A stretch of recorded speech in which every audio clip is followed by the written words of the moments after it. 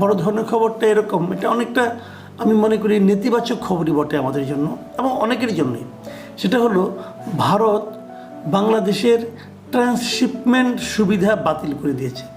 Transshipment সুবিধা মানে হলো যে আমরা যখন আমাদের এখান থেকে কোনো একটা পণ্য নেপাল বা ভুটানে পাঠাতাম স্থল সীমান্ত দিয়ে, তখন সেটা আমরা ভারতের ভূমি ব্যবহার করে পাঠাতাম, মানে ভারতের ওপর দিয়ে যেতাম। শিপমেন্ট সুবিধা বাতিল করে দিলেন, মানে বাংলাদেশ যদি নেপালে কোনো পণ্য পাঠাতে চায়, ভুটানে কিছু পাঠাতে চায়, তাহলে আপনি আমাকে বাতিল করে দিলেন, কিন্তু পাশাপাশি কিন্তু আপনি ভুটানকেও অথবা নেপালকেও সেই সুযোগ থেকে বঞ্চিত করলেন।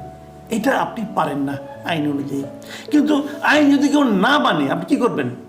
যেমন উজানের নদী যে আন্তর্জাতিক যে নদীগুলো, মানে যে নদীগুলো একাধিক দেশের উপর দিয়ে যায়, তাহলে উজানের যে দেশ আছে তারা কিন্তু সেই নদীর পানি প্রবাহে কোনো বাধা সৃষ্টি করতে পারবে না, এটা আন্তর্জাতিক নিয়ম। ভারত তো প্রতিদিনই করছে। না মানলে আপনি কী করবেন? না মানলে আপনি কিছু করতে পারবেন না, কিন্তু করাটা উচিত নয়। এটা হলো বেসিক ফর্মুলা। এখন ভারত এই কাজটা কেন করলো? এটা করার মাধ্যমে ভারতের কী লাভ হলো? ভারতের, কারণ আমাদের ট্রান্সশিপমেন্ট হলে কিন্তু ভারতেরও লাভ আছে, কারণ ওখানে ভারতের যানবাহন ব্যবহৃত হচ্ছে, ওখানে একটা ফিও দেওয়ার ব্যাপার আছে, কাজে ভারতের কিন্তু কিছু ইনকামই হতো। কিন্তু ভারত সেই ইনকামটাকে মানে আপনার না নিয়ে ওটাকে নষ্ট হয়ে যাবে জেনেও তারা কিন্তু এরকম একটা করলো। এবং এটা করার মাধ্যমে এতটুকু অন্ততপক্ষে প্রমাণ হলো যে ভারত আমাদের সঙ্গে আর আগের মতো সুসম্পর্ক রাখতে চাচ্ছে না। ভারত অবশ্য বলছে যে তাদের যারা রপ্তানিকারক আছে তারা নাকি বলেছিল যেন আমাদের ট্রান্সশিপমেন্ট বাতিল করা হয়, মানে তারা হয়তো আমরা না গেলে, আমরা যদি ভুটানে কোনো পণ্য পাঠাতে না পারি, নেপালে কিছু পাঠাতে না পারি, তাহলে হয়তো ভারত থেকে সেগুলি যাবে এবং ভারতের ব্যবসায়ীদের লাভ হবে। এই কারণে ভারতের ব্যবসায়ীদের দিক থেকে একটা দাবি ছিল বলে বলা হয়ে থাকে।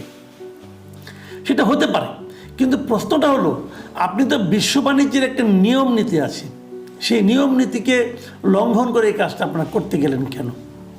বিষয়টার কিছুই না। বিষয়টা হলো আপনাদের মাথায় রাখতে হবে যে ভারত ইদানিং আমাদের সঙ্গে সে আগের সম্পর্কটা আর বজায় রাখছে না। আমাদের দেশের কেউ পর্যটনের জন্য ভারত যেতে পারছে না, ভারত তাদের ট্যুরিস্ট ভিসা বন্ধ করে দিয়েছে। এখন যদি বলেন কেন দিয়েছে, দিতেই পারে, যে কোনো রাষ্ট্রের অধিকার আছে, আমি দেবো না, আমার ইচ্ছা আমি দেবো না, আপনার সঙ্গে আমার সম্পর্ক ভালো না, আপনার দেশের লোকজনকে আমি আমার দেশে চাই না, হতে পারে। অথবা আপনার দেশের লোকজন আমার জন্য ঝুঁকিপূর্ণ, হতে পারে।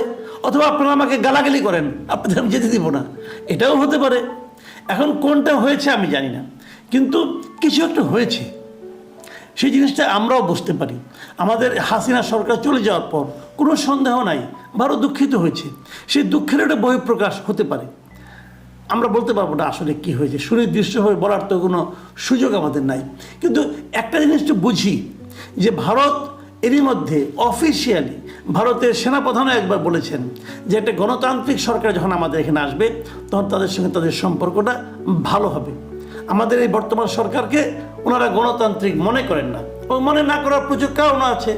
আসলে যেটা গণতান্ত্রিক সরকার না, আমরা দাবি করি এটা বিপ্লবের মাধ্যমে, গণ অভ্যুত্থানের মাধ্যমে গঠিত হয়েছে, কিন্তু এটা তো গণতান্ত্রিক সরকার নয়, জনগণের ভোটে তো এই সরকার হয়নি।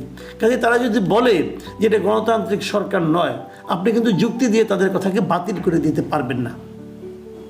বিপরীত দিকে আরেকটা জিনিস, ভারত ধরেন আমরা দেখেছি যে আমাদের সঙ্গে দীর্ঘদিন দ্বিপাক্ষিক কোনো মিটিংয়ে তারা বসেন, বিশেষ করে আমাদের সরকার প্রধান পর্যায়ে।